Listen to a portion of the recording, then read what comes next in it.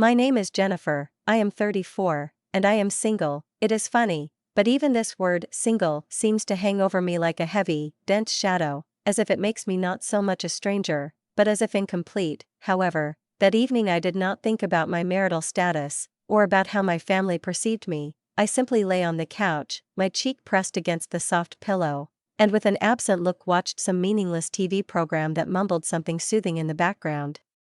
Like a distant radio in someone else's kitchen, and suddenly a familiar vibration, the phone, which I carelessly put next to me, jumped on the armrest. I picked it up automatically, glanced idly at the screen, and saw a notification pop up, a message in our family group chat, which, as usual, was full of emojis, short messages, and uncoordinated plans. Everyone was in this chat, Mom and Dad, my younger brothers Jake and Matt, always loud, a little awkward, but kind, my sister Emma, the eternal ideal of Mom's imagination, and Aunt Linda and Uncle Steve, who were always in the know even though we rarely saw each other.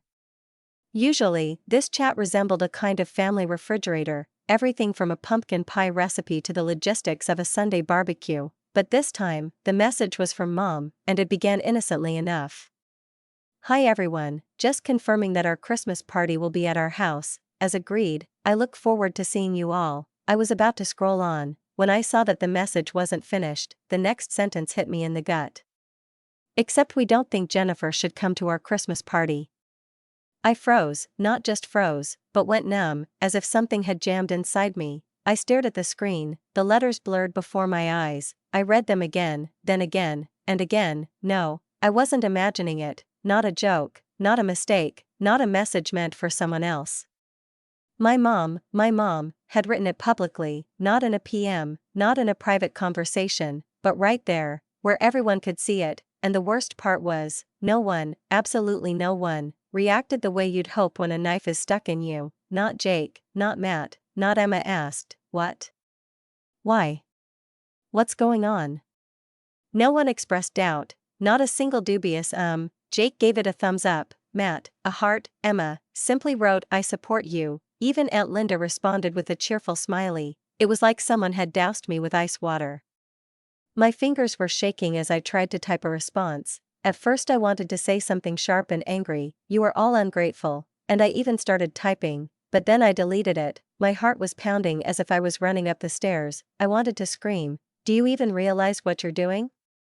But even that seemed too vulnerable. I tried 5 different formulations, from harsh to almost pleading, and then I simply wrote. Okay, I respect your decision and will not come to your party, but you will not see me either. Respect my decision.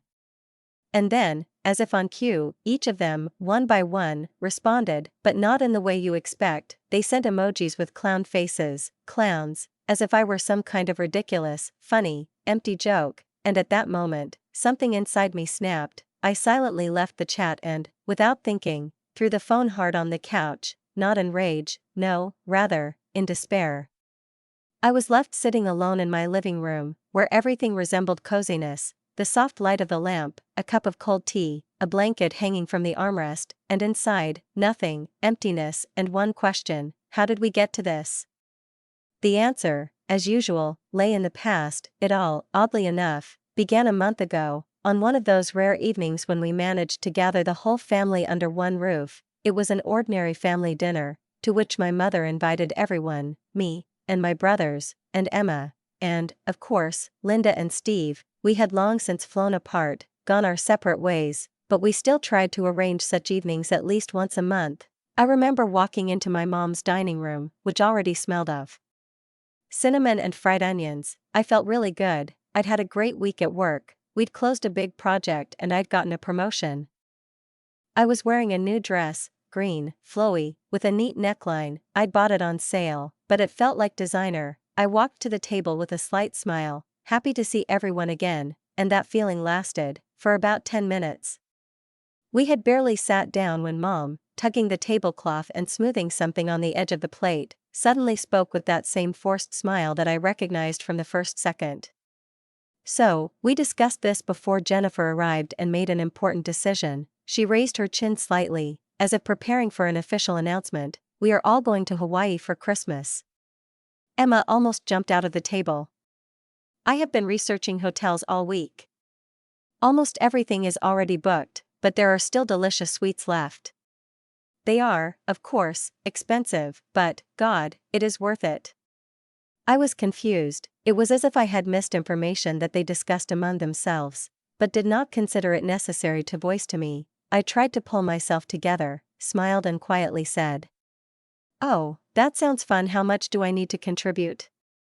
Everyone at the table laughed, and it wasn't the easy, casual kind of laughter that comes out of nowhere at a joke. It was a deep, strange, concerted laughter, with a secret understanding in it, as if they all knew something that was hidden only from me, as if I, the only one in the room, hadn't yet guessed that I was the heroine of some family farce. I glanced slowly at their faces, my mother with her forced smile, my brothers with mischievous twinkles in their eyes, Emma playfully smoothing her hair, and, of course, Aunt Linda, who, without wasting any time, as if she couldn't wait for me to finally find out what they had decided long ago behind my back, suddenly said with unnatural animation, "Oh, dear, you're not doing your part. We've decided that you'll pay for all of us." At first I didn't believe it, not the intonation, not the words, not the calm way she said it, as if it were some mundane detail, like pass the salt or you're bringing dessert, right? At that moment, Mom nodded, briefly, reservedly, as if it were the most logical and obvious decision in the world. She continued, looking straight at me, with the same calm with which one dictates a shopping list, "We've got it all figured out. For you, your dad, me, Jake, Matt, Emma, Linda, and Steve, it'll cost about $18,000 for 2 weeks, but believe me, we'll be staying at the most luxurious resort. With all the excursions, spa treatments, and everything else, it'll be unforgettable." I sat motionless, as if time had stopped. Everything inside me was ringing, as if something heavy had hit me. $18,000, for everyone, for them to spend 2 heavenly weeks in a tropical paradise, while I have to pay for it. I really thought it might be a prank. I even allowed myself a weak, almost inaudible smile. Maybe someone would get out a camera and say it was a prank, but no one laughed. On the contrary, they had already started discussing the details. "Wait, what?" I finally said, my voice shaking. "You want me to pay $18,000 for your vacation?" Mom shrugged, as if we were talking about the fact that I accidentally forgot to buy bread. "Well, you have savings," she said, almost reproachfully. "You earn well and always save money. You never spend it on anything, do you?" Emma, seizing the opportunity, intervened, tilting her head and raising an eyebrow. "I saw your bank statement once. You left it on the kitchen counter. You have over $100,000 saved up. It's not like it's going to make much of a difference to you." That's when the group really started to get excited. Uncle Steve was already talking excitedly about renting a yacht for a day or two to sail along the coast like in the movies. And Aunt Linda interrupted him, insisting that the presidential suite would be ideal because she has a weak back, you know, and she needs a good mattress. They interrupted each other, making plans for my money, discussing amenities, dates, wishes, as if my emotions, my consent didn't exist. I looked at them, at this spectacle in which I was destined to play the role of silent sponsor. And suddenly something inside me burst. I didn't scream, I didn't cry, I simply slammed my palm down on the table, slowly, firmly, with such force that the glasses of water jumped. The conversation immediately stopped, as if someone had pulled the cord from a radio. I looked straight at my mother and said quietly but clearly, "I'm not going to pay for your vacation in Hawaii. And I'm not going to spend my money on your expensive fantasies." The room instantly turned cold. It seemed to drop 20 degrees. My mother, without blinking, looked at me with an expression of hurt and cold severity. "Jennifer," she said almost with disdain, "you are really alienating yourself from this family if you refuse to help us, to help you." My patience snapped. I didn't raise my voice, but there was steel in my words. Family can't just decide how another person should spend their money, especially when that other person is their own daughter, and especially when they didn't even bother to ask. After these words, there was a deathly silence. No one said anything else. Everyone ate in complete, dull, almost ritualistic silence. As if it were not dinner but a funeral service, I sat there as if under an interrogation lamp, with a bitter feeling in my chest, as if I were a monster who had ruined the holiday, as if I had hit a puppy by refusing to throw him a piece of food from the table. I couldn't wait for dessert. I stood up, said I had to go, grabbed my coat and left. No one stopped me. no one said goodbye. That was a month ago. Since then, silence, no calls, no messages, not even a banal "how are you?" But before, I must admit, they called all the time. Jake asked for extra money for rent almost every week. Emma suddenly needed money for car repairs, always at the last minute. Something was always coming up with mom and dad, either teeth, or insurance, or dental insurance, and now, nothing. I picked up the phone so many times to call mom, so many times I dialed the number, hoping that maybe everything would somehow work out, but every time I stopped myself, thinking that they needed time to cool down, to realize how crazy the idea was to demand $18,000 from me. But when I saw the Christmas message, the one in which I was literally erased from the holiday and from the family, I suddenly realized, this is not about cooling off, this is about punishment, their way of putting me in my place, their revenge for the fact that I did not become their bank with the face of a sister and daughter.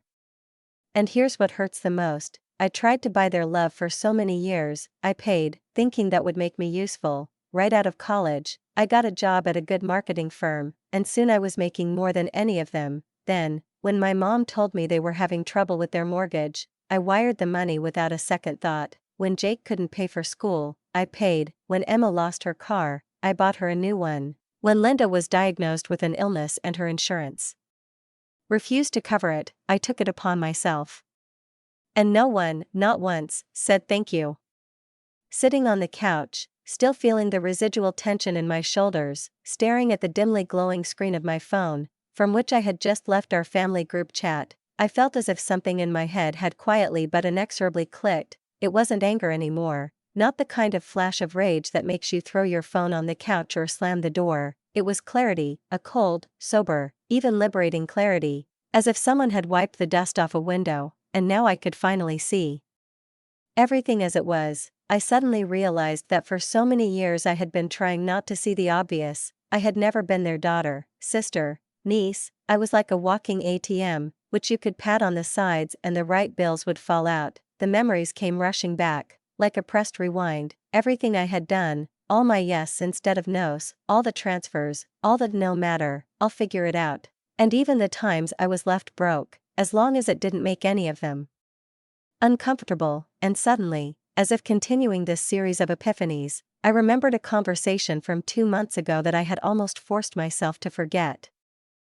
Then my boss, Richard, called me into his office and, in a low voice, said, "Jennifer, I have an offer for you. It's the opportunity of a lifetime." I remember him leaning back in his big leather chair and looking at me with narrowed eyes, as if trying to guess how I would react. He explained that the company was opening a new branch in Denver, and that he wanted me to run it, a regional manager's job, more freedom, more responsibility, more resources, and, of course, a salary that would make my already good current salary seem like pocket money. He talked about complete autonomy, the chance to build a team from scratch, about the mountains, hiking, winter skiing, if that was my thing. But I didn't hesitate for a second. I said firmly, "I appreciate the offer, Richard, I really do, but I can't leave my family. I need them here, they need me here." He looked disappointed, but didn't press the issue. He simply nodded and said, "I understand, but if you change your mind, let me know ASAP. I can't keep this place open forever." And now, sitting alone in the dimly lit living room, with echoes of laughter and clown emojis in my head, I suddenly realized what an idiot, no, victim, I had been. They did need me, just not me. They needed my bank account, my guilt, my saving habit. It was okay, they needed me here, to pay. Clenching my jaw, I grabbed my phone, scrolling through my contacts until I found the right number. It was almost 9 o'clock, but I knew he'd given me his personal cell phone for emergencies. This was her, a real emergency. "Jennifer, are you okay?" He answered almost immediately, on the second ring, sounding a little surprised but not worried. "Hi, Richard, sorry it's so late." I took a deep breath. "The position in Denver, is it still available?" There was a brief pause. I could almost hear him looking at the computer screen, checking something. "Well, we haven't cast anyone yet, but we're close." "Why, has something changed?" "Everything has changed," I said quietly but firmly. "I want this job, tell me when I need to start." I heard him smile, his voice became livelier, as if it had just woken up with energy. "That's great news, Jennifer, we could move you there in about 2 months. We need to do some paperwork, discuss logistics, help with the move. I'll send you everything you need to sign, you won't regret it. This will be the beginning of a new phase. As I hung up the phone, I felt a light, almost childish feeling fill my chest, as if I'd been holding my breath for months without realizing it, and now I was finally letting it out. For the first time since that dinner that had been the last straw, I felt like I was doing the right thing, not for anyone else, for myself. Christmas came and went. I spent it alone, at home, wrapped in a cozy blanket, ordering Chinese takeout and watching endless Netflix. Some might find it sad, even depressing, to be alone on such a day, without family, without presents, without laughter, but honestly, it was strangely peaceful. No outbursts, no snarky comments, no talk about how much the turkey cost or who should chip in for the cake, just me, peace and quiet. As dinner approached, I made what turned out to be a mistake. I opened social media. My mom, who always loved to show off the perfect picture, posted a series of photos from a Christmas party. The whole family gathered around the tree, all in red sweaters with reindeer, beaming smiles, a stuffed turkey at the table, glasses of champagne, candles, a table setting like from a magazine. The caption under the photos read, "The perfect Christmas celebration with all the people who matter to us, so grateful for a holiday without unnecessary drama and negativity." I froze, reading those words, unnecessary drama and negativity. That's who I am to them, not a daughter, not a person, just a source of drama, that is, defending one's own boundaries. Negativity, that is, refusing to pay for other people's whims. For a second, I felt my heart squeeze, but instead of feeling hurt, angry, or crying again, I suddenly laughed, quiet, almost with relief. They didn't even suspect what was waiting for them. The next morning, just as dawn was breaking on the gray sky, I dialed the number of my old friend Marcus, the same one who helped me buy my current house 3 years ago, when I was just starting to taste success and dreamed of building something of my own, cozy, real. He was an excellent realtor, and not only because he knew the market, but because he knew how to listen and understand when to talk and when to just give you silence. As soon as he picked up the phone and heard my voice, which apparently reflected everything that had happened to me in the past weeks, he asked, "Is something wrong, Jennifer?" And without wasting time, I said briefly, "I need a favor, I want to sell my house quickly." There was a pause on the other end of the line, then he carefully, with a slight note of doubt, said, "Sell? But you love this house, you spent months picking out every paint color, remember how you argued with the painters over the living room?" I exhaled. "Plans are changing, Marcus, and they're changing fast. How soon can we start?" He didn't ask questions, because he knew me well enough to know that if I sounded like that, something was wrong in my life. He switched to professional mode. "The market is pretty hot right now, especially in your area. Good houses are going fast. I think if we price it right, we'll find a buyer in a month, maybe 6 weeks max." "Do it," I said. "I'll clean the house over the weekend, and you can start showing next week." Since that fateful Christmas, my phone had been deathly silent. Not a single call, not a text, not a timid "Hi, how are you?" And that suited me better than I expected. Their silence, once so painful, was now a blessing. It gave me time to think, to organize my thoughts, to formulate an escape plan, in the truest sense of the word, without having to listen to reproaches, reminders, or requests for money again. I spent January like a person planning to flee the country. Everything was clear, point by point. I kept track of deadlines, collected documents, sold off things, and even though I had already mentally disconnected from them, the automatic transfers from my account were still going smoothly. My parents' mortgage, Jake's rent, Matt's car payments, Emma's credit card, everything was going as before. I decided not to change anything for now. Let them think that everything is the same, that I am still the same person. Meanwhile, I was preparing a retreat. By the 3rd week of February, Marcus called me and said that he had found a buyer, a young family with a child who fell in love with my house at first sight. They especially liked the nursery, which I had once converted into a home office, with a soft carpet, a bright window and bookshelves that I painted with my own hands. I listened to his story and suddenly felt a strange irony. After all, I had saved, furnished, thinking that maybe one day I would start my own family, but it turned out that my real family convinced me that I did not want that, not with them, not like this.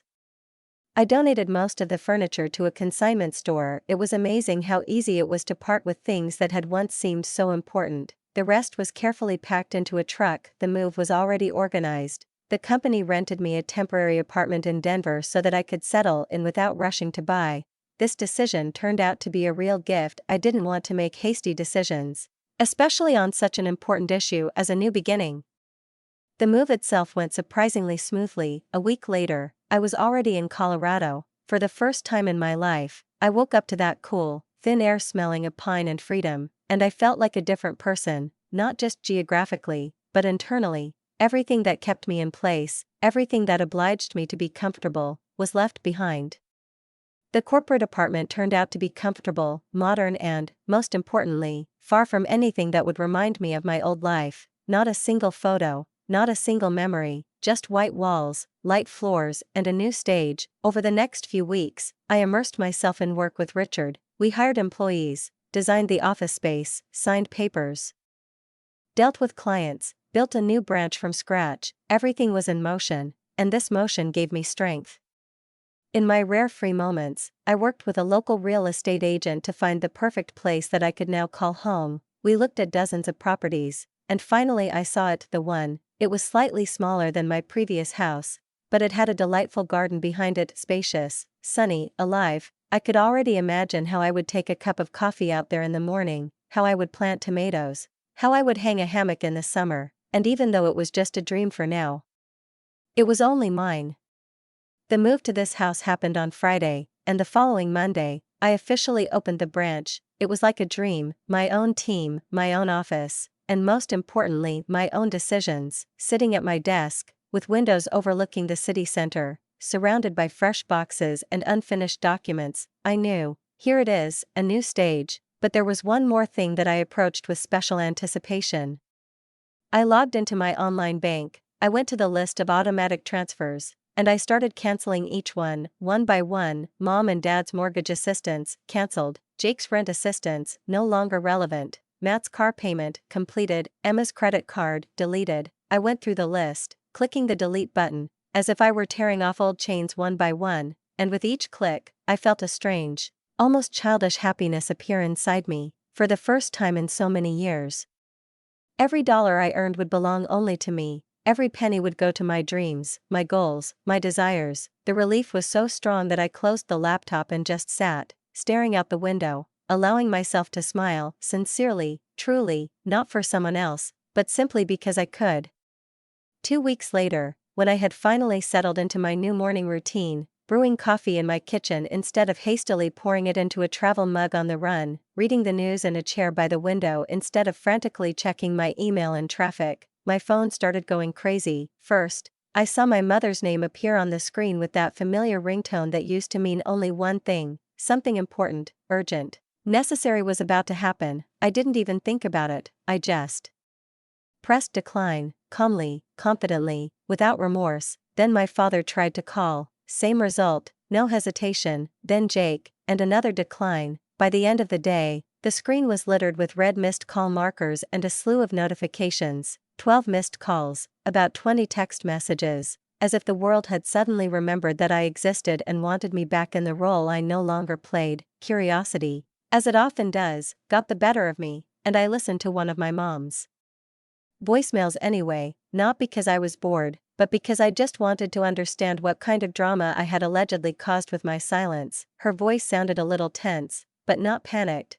as if she thought everything could be sorted out quickly. Jennifer, honey, our mortgage payment didn't go through. The bank called and said there weren't enough funds in the account. We were counting on your transfer. As always, please call me back as soon as you get this message. I could almost hear her pursing her lips, hoping that this was just a glitch, a mistake, a misunderstanding that my daughter would fix with a few clicks. But the subsequent messages quickly lost their calm and gained momentum. In one of them, my father, without bothering with formalities, simply demanded that I call back immediately, the tone rude, curt, as if he were scolding me for missing a family dinner, when in fact it was about the fact that I was no longer paying their house. Jake left a message full of the usual whining. Hey Jennifer, it's rent time again and you must have forgotten, I need your help as usual. I deleted everything, without hesitation, without a trace of guilt. not a single voice tried to say, "Are you okay? How are you doing? Are you happy?" Only consumption, only expectations, only the automatic binding. Jennifer pays. A week passed before Matt and Emma started calling. Matt's message was the most pathetic of all. "Jennifer, I don't know what's going on, but my car payment didn't go through. They said they can take it back. I need the money you always sent. Where are you?" I could almost hear his confusion, not because his car might disappear, but because the usual source of its income had disappeared. Emma, as always, was blunt. "What the hell, Jennifer? The credit card company called. Your payment didn't go through. You've been covering it for 2 years. I need to pay my bills. Not please, not explain, just a demand." I didn't answer, and with every minute of that silence, I felt my heart loosen, my chest expand, my breath deepen. It was strangely satisfying to watch them begin to fade away as my bank account disappeared from their equation. 3 days later, I got a text from my mom that made me laugh so hard I thought I was crazy. "Jennifer, we came to your house and there are strangers living there. Where are you? We need to talk." I could easily picture the scene, Mom and Dad standing at the threshold of my former home, sure that they were about to make a personal scene, to force me to take responsibility, and instead they were greeted by polite but completely bewildered new owners who probably couldn't even imagine that they had become part of someone else's family drama. That same evening, I opened the list of contacts on my phone and began blocking everyone one by one: Mom, Dad, Jake, Matt, Emma, Aunt Linda, Uncle Steve. One by one, I no longer wanted to listen to their voices, see their messages, read their complaints. I had enough. I took my life into my own hands, and now I was not going to return to the role of a voluntary donor. From that moment on, a month of complete, indescribable silence began, and, God, how I enjoyed this peace. I was settling into Denver, spending evenings with new coworkers, discovering cozy coffee shops and green corners of the city that were such a nice escape from everything. And for the first time in years, I wasn't worried about money, because now every penny was mine. And then, one unremarkable evening, my phone rang again. The number was unfamiliar, and I was about to ignore it, but some intuition, subtle, almost forgotten, pushed me to press the answer button. The voice on the other end was worried, but familiar. "Jennifer. Thank God it's you. It's Sarah. Everyone is looking for you. Your parents are in a panic. What happened?"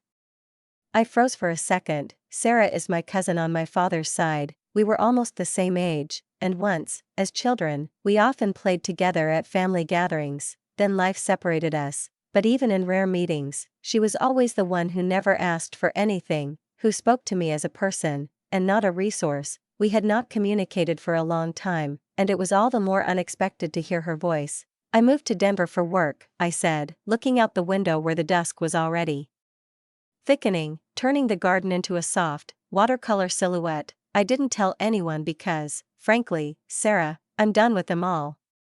"Done?" she asked, and there was no judgment in her voice, more confusion. "What do you mean, done?"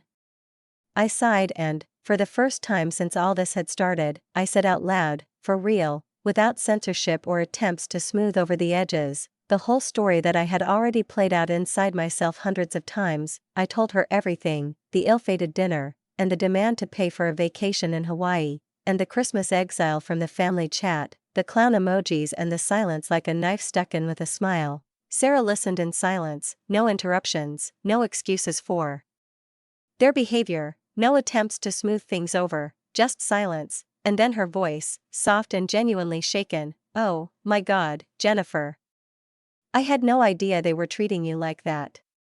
"Well, now you know," I said, holding back a nervous laugh, "and now you understand why I left, why I don't send them money anymore." She paused, and then, carefully, with that same gentle strength that had always distinguished Sarah from her other relatives, she asked, "Is it because your dad called my mom and cried about them losing their house? Is it because Jake posted on Facebook that he was looking for roommates?" The words didn't exactly fill me with schadenfreude, but something like satisfaction, not at their suffering, but at the fact that there were finally consequences. "Probably," I said calmly. "They managed before I had money, they'll manage somehow now." Sarah was silent again for a moment, and then said, "Jennifer, I understand why you're angry. What they did was terrible, but your mother calls me every day, asks if I've heard from you." She seems genuinely concerned. She's worried about paying the mortgage, not about me, I answered dryly, but without malice. It was a statement, not an insult. What if that's not true? Sarah said quietly, what if they really realized that they overdid it? I laughed bitterly, without humor. Then they should apologize, not throw clown faces, I said directly, respect my decision. And all they could respond with was a series of giggles and grimaces. So, in my opinion, they've already made a choice. After my conversation with Sarah, I sat in the living room for a long time, watching the roses planted by the previous owners begin to bloom in the flower beds by the fence. This house, this garden, this evening were my world, a world in which there were no reproaches, no expectations, no constant feeling of being judged by how much you could give. Everything was quiet, everything was mine. A few months later, as early spring turned into confident summer, I changed my phone number entirely. I gave the new one only to Sarah and a few old friends I really trusted. Everything else, I erased, like an old recording on a cassette. I wanted to start with a clean slate, without the ghosts of the past, without the need to explain, justify, be convenient, and, frankly, my new life in Denver exceeded all expectations. Work at the branch was going great. Already in the first quarter, we signed contracts with 3 large clients, and Richard repeatedly mentioned the possibility of expanding the team. I began to make friends among colleagues, participated in joint trips, joined a local hiking group. For the first time in many years, I felt not only needed, but also wanted, not because I could help someone with money, but because I had something to say, something to share, someone to be. And, as often happens, when you finally let go of the old, the new comes. I met Tom, who worked at an outdoor gear store downtown. He was simple, considerate, and completely unlike anything I was used to in my relationships with my family. He paid for his own meals, never asked to borrow money, and most importantly, he was genuinely interested in who I was, not how much I earned. We hiked in the mountains, laughed at stupid memes, drank coffee in the mornings, and in every look from him I read not calculation, but genuine concern. And then one evening, at the end of summer, I was checking my email as usual, sorting through work emails and newsletters, when I saw one message that made my stomach clench. The address was unknown, but the subject line said one word, Emma. I stared at it for a minute, my fingers froze over the keyboard, my heart pounded dully, as if in another room. Finally, I clicked. Jennifer, the letter began, I know you probably don't want to hear from us, but I had to try. We talked, we realized we were wrong, we shouldn't have asked you to pay for Hawaii, and we shouldn't have forbidden you from spending Christmas with us. We screwed up, we were cruel, and I don't know how to fix it, but we don't want your money, we just want our sister back. I found your address through mutual friends. Please, can we talk? We miss you. I read the letter 3 times, slowly, with pain, with memories, with those clown faces in front of my eyes, with years of my name being nothing more than a sum on a bank transfer. Yes, part of me wanted to believe that they had really changed, that they had realized, that they had grown, but another, much stronger part, the one I had finally learned to protect, remembered everything, remembered what it was like to be the only one paying, the only one who didn't get a thank you, the only one who wasn't allowed to get tired. I closed the letter. I didn't reply. If they really wanted to change something, they would have to prove it with their actions. A letter wasn't enough. They had shown me who they were, and I wasn't ready to forget that yet. My life in Denver was exactly what I needed. The mountains were magical. I'd never lived in a place where every sunrise looked like a postcard, and every evening was a new chance to start over.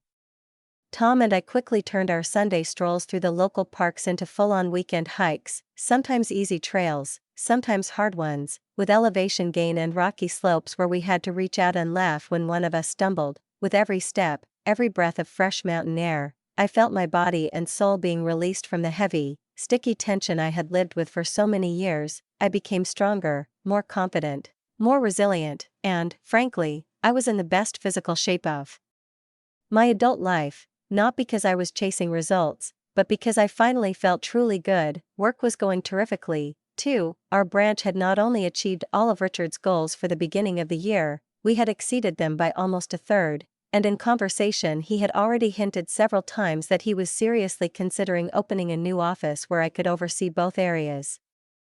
I found real friends here, the kind of people I could laugh with and also share silence with without feeling lonely. Every Tuesday morning I would meet my neighbor Jessica at the little coffee shop on the corner, where we would wrap our arms around mugs of hot lattes and discuss our plans for the week, share silly stories, and, amazingly, never once did the conversation turn to finances. I joined a book club, where we actually discussed books, not gossip, and certainly not who had asked or owed what to whom. I even finally signed up for a pottery class. Every Thursday night, among the spinning clay wheels, the smell of wet ceramics, and the amazingly warm people, I felt creative, relaxed, and truly free for the first time in years. It was something I'd always dreamed of doing but never quite had the luxury of, not financially, but because all my time was spent being someone else, a reliable daughter, an understanding sister, a bank with a support function.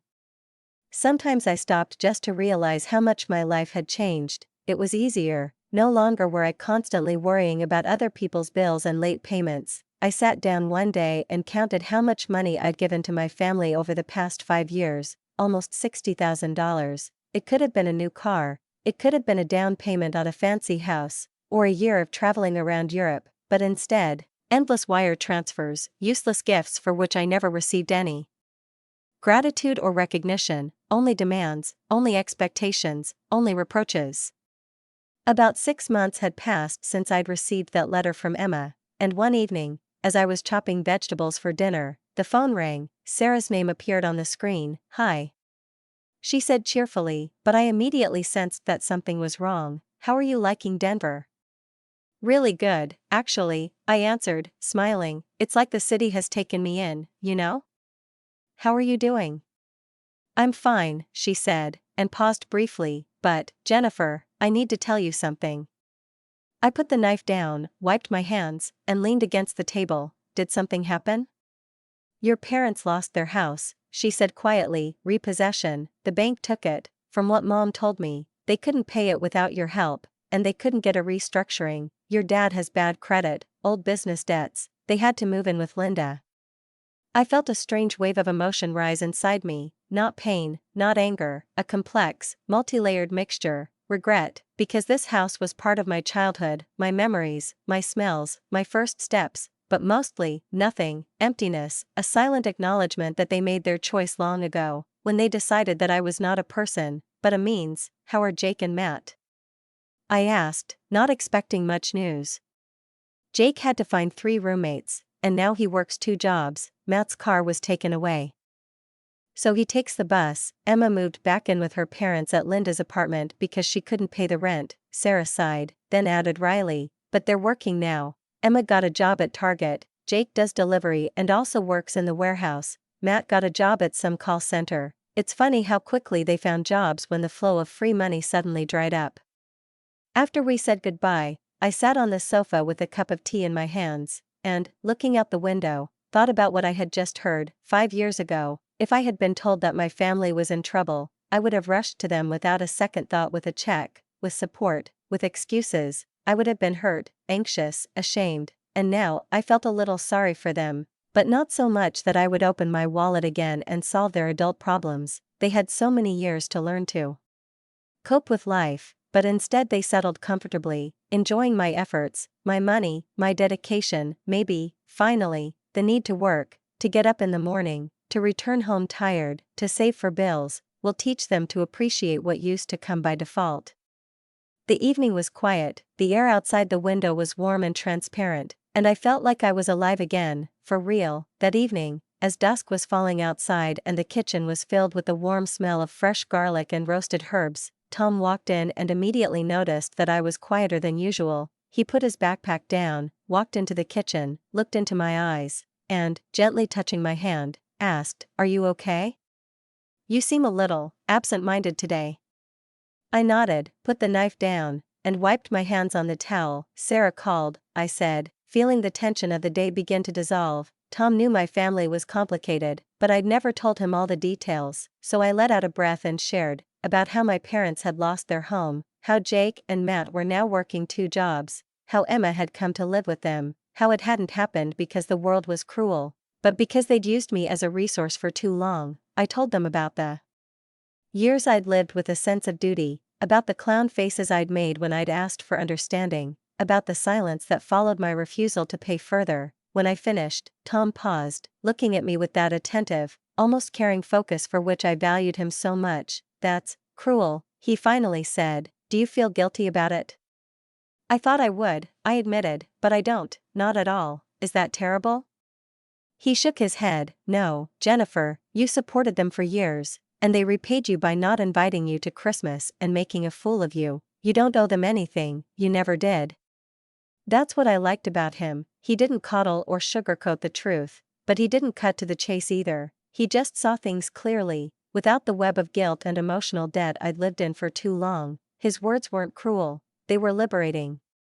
A year passed, and Denver, which had seemed like a temporary refuge, became a real home. I bought a nicer car, Jessica and I went on holiday to Europe, and I even started looking at houses with big gardens because I wanted to plant flowers, have summer parties with friends, and maybe get a dog someday. My pottery lessons, which had started as a test, became a small passion. I set up a studio in the basement where in the evenings, with music playing, I would make crooked cups that had their own unique beauty.